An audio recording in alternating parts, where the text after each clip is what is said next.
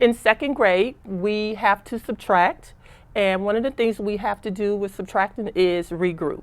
The kids know it as borrowing, and so that's what I'm going to show you today is how to regroup with borrowing.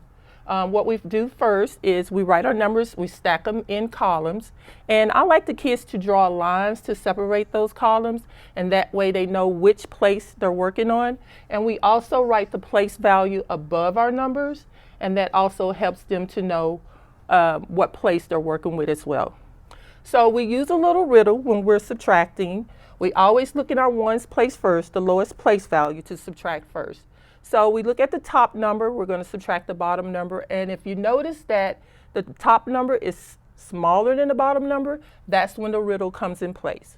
Our riddle goes like this: if there's more on the floor, then we go next door. And because 7 is smaller than 8, we're going to have to go next door to the tens place and borrow a 10. So we'll go over to the tens place where the 6 is. We'll borrow a 10, it becomes 5. And then we're going to move that 10 that we borrowed over here. And now instead of 7, we're going to have 17. So now that's 17 ones, subtracting 8 ones, that leaves us with 9 ones. Then we go back to our tens place. We have 5 tens, subtract 2 tens, leaves us with 3 tens, we have 39. We use 3-digit numbers and 2-digit numbers to regroup as well. I'm going to show you how to work with those. Again, we stack our numbers in columns, and I like to draw the columns just for the kids to keep those place values separated. Then we label our place values. We have the ones place, the tens place, the hundreds place. And then we start our subtracting.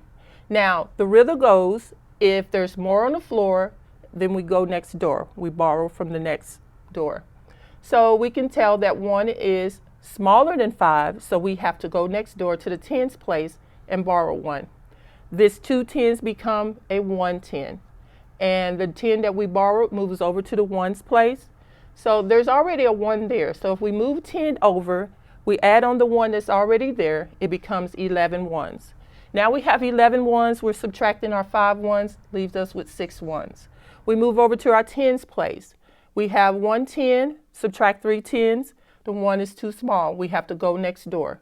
So now we're moving next door to our hundreds, borrow 1 from the 400, that becomes 300, move a 10 over, moving that 10 added to that 1 that's there makes 11 tens. Now we have 11 tens, we're going to subtract 3 tens, and that's going to leave us with 8 tens. In the hundreds place, we only have a 300 here. We don't have to subtract anything, so we just bring our 3 down, and our new number is 386.